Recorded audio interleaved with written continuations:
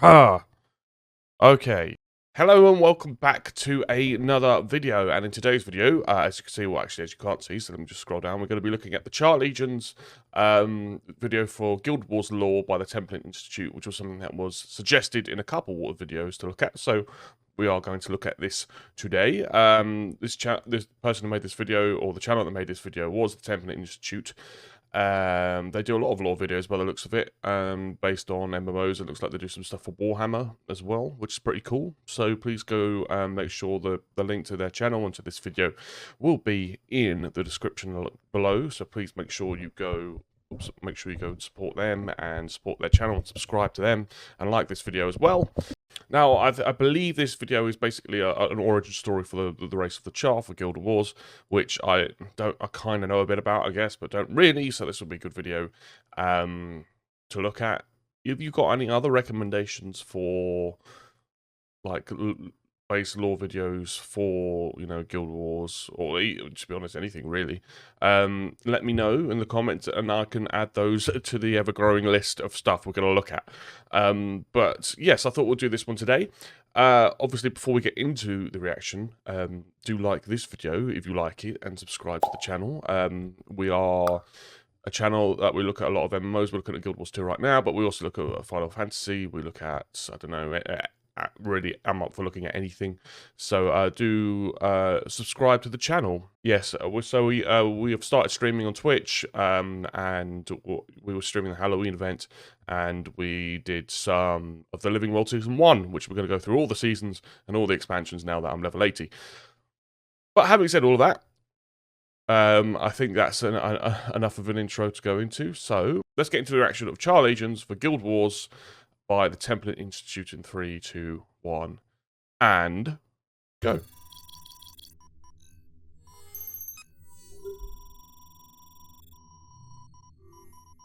It's a very cool intro.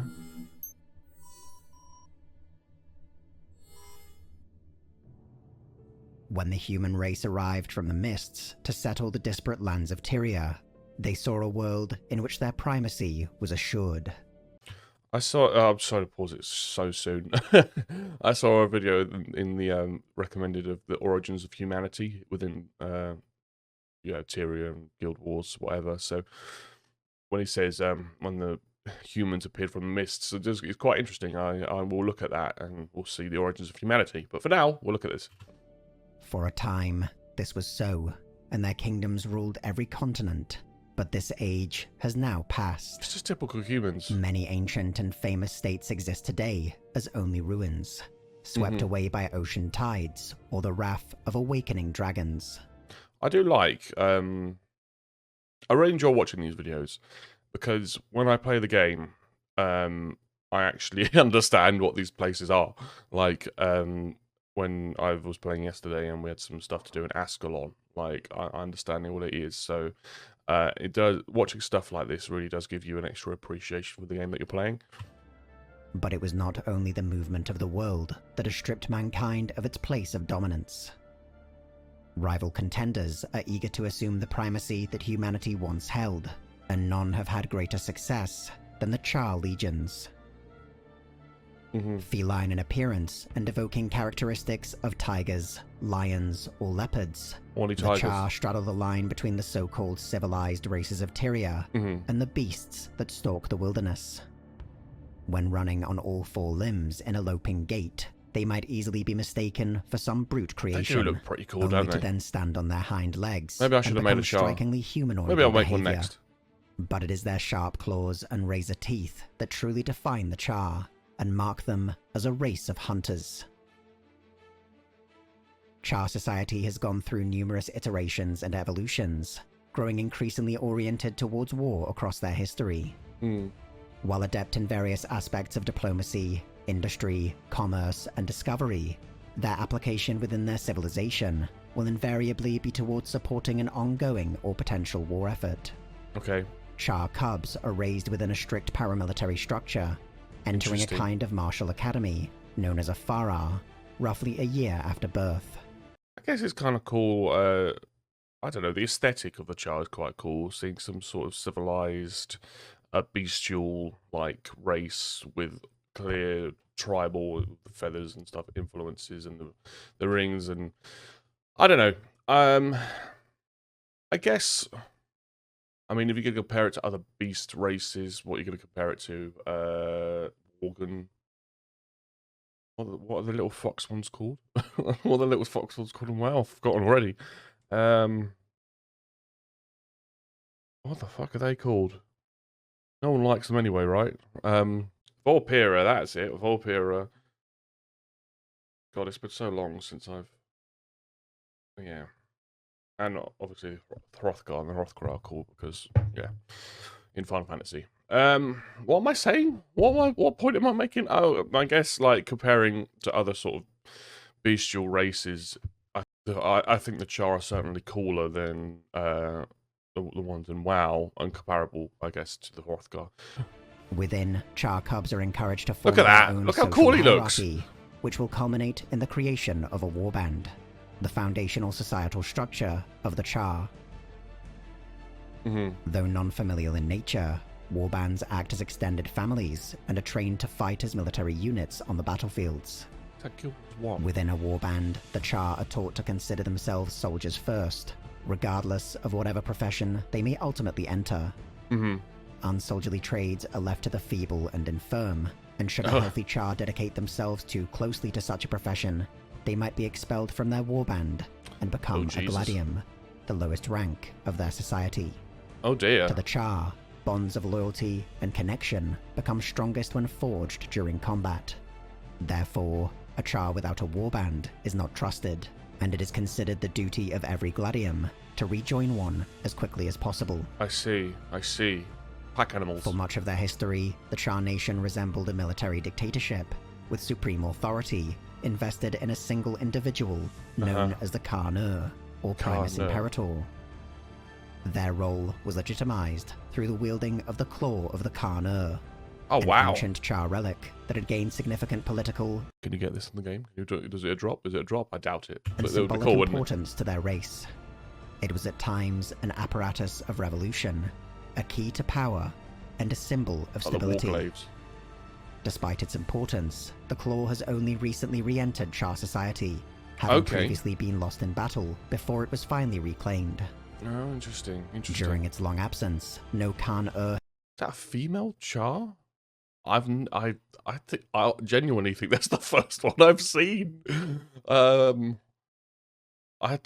anyone play as female Charr? I've just not seen any. Been named, and power Why is that? Been divided between 4 high legions: Ash, Blood, Flame, and Iron. Maybe I must have. I just probably didn't notice. In the absence of a Khan-ur, the Charr nation is in practical terms an oligarchic cratocracy in which the 4 high legions compete for influence and prestige.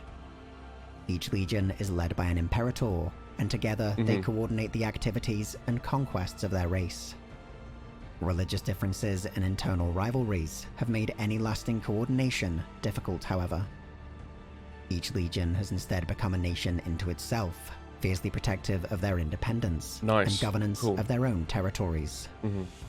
Though 3 of the high legions, Ash, Blood, and Iron, have been able to form a loose confederation, the Flame Legion is outcast, and the source of an ongoing civil war. So I believe we are in the Living World Season 1 currently fighting them. I haven't got very far in it, so I guess it'll be interesting to see what's going on there. Yes.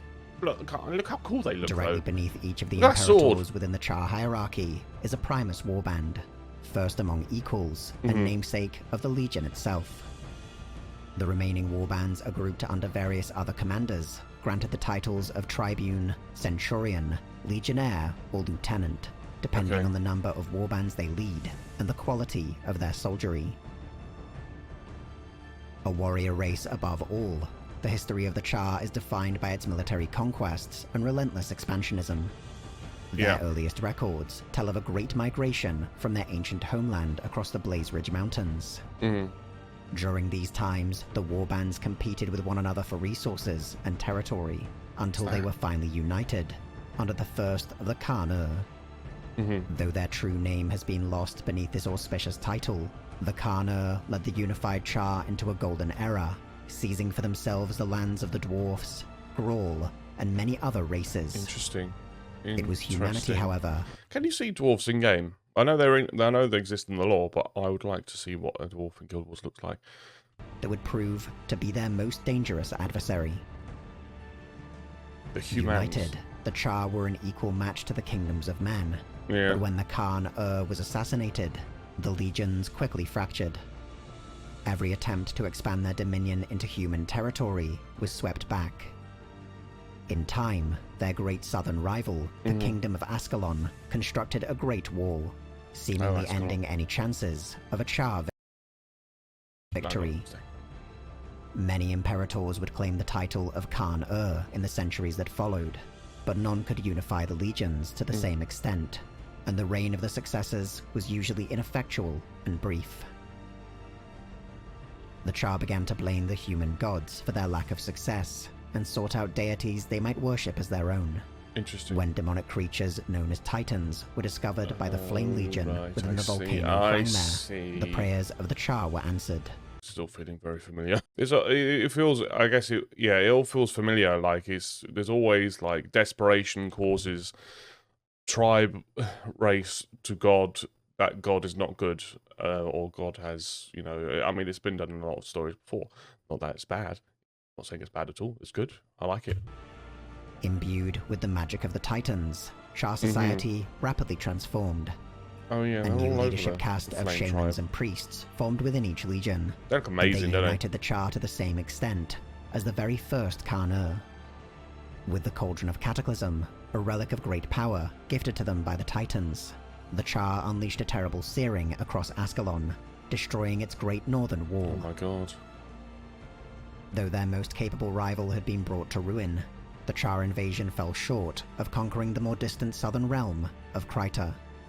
Yeah. Instead, one of the Titans was ultimately slain in front of the Charr's own eyes by human heroes.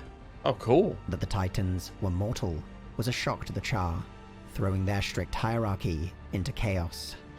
Interesting. So, I don't know if this is what's...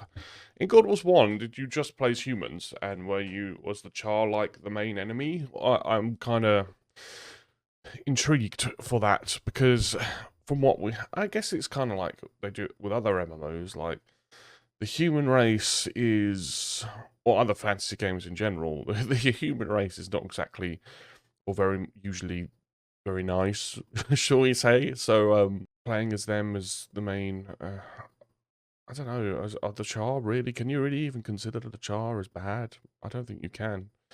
Which shows, you know, good writing, obviously. What am I saying? Oh, yes, so the Titan.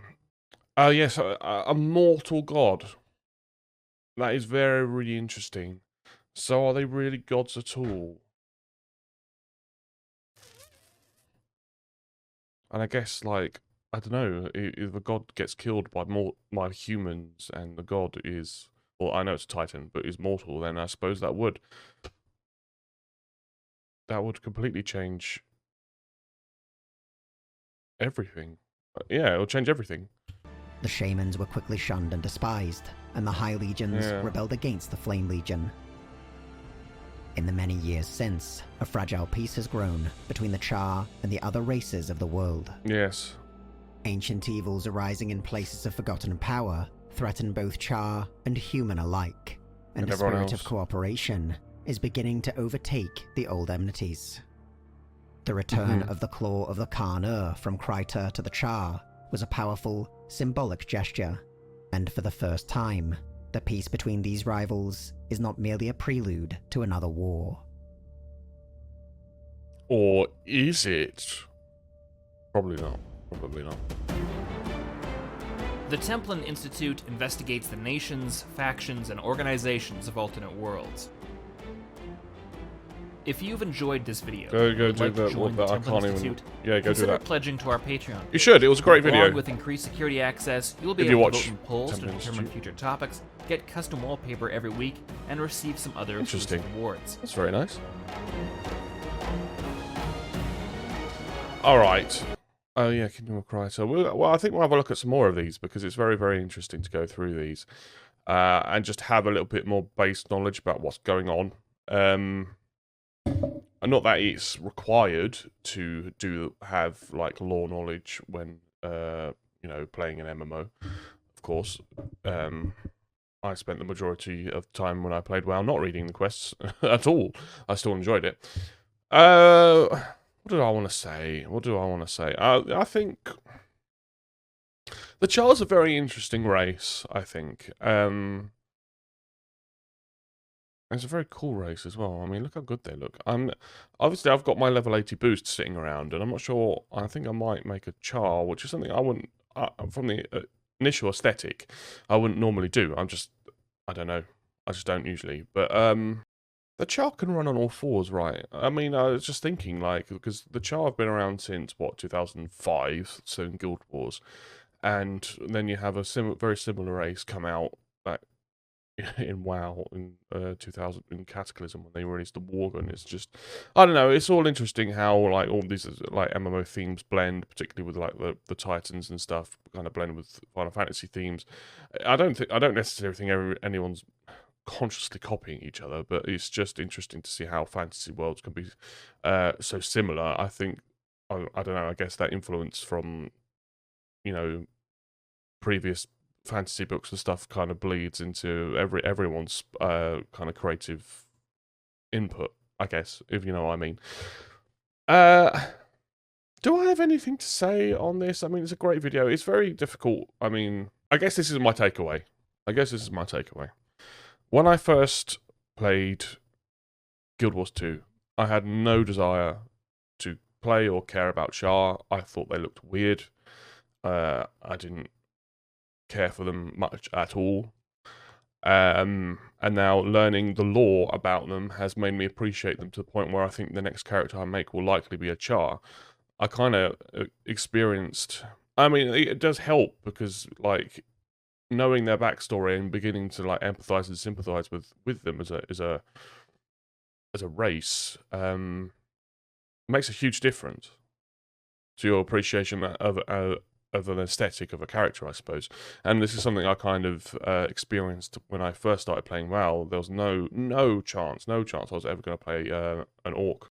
There was no chance I was ever going to play an orc, but then through playing the game and then learning about, you know, what happened in the portal and Warlords of Draenor and things like that. Not that that was a terrible expansion, but learning about them a lot more made me appreciate them a lot more, where I made several, you know, orc characters. So I guess it's a similar thing. I guess it's like, I guess I didn't appreciate what they were, and now that I've gained more knowledge about them, I do appreciate them a lot more. So maybe it's just a lesson of like, don't judge too quickly, I suppose. But I mean, you can attribute that lesson to lots of different aspects of life, which we're not going to go into because that's not the point of this video. But obviously it's quite clearly that I'm rambling on at this point, so I guess we'll end this video here. So this was a great video, so please do go and click the link in the description and go follow the Templin Institute and like their videos, and please do also like this one and subscribe to this channel as well. We're going to be looking at some other stuff and making sure that I get multiple videos a week out on the channel. We're doing a lot of Guild Wars stuff right now, but we'll do a lot more stuff in the future as well, so please do subscribe and follow the Twitch, as we'll be streaming regularly from now. So I guess we'll end the video there. So thank you all so much for watching, and I look forward to seeing you in the next video. Thank you very much. Bye-bye.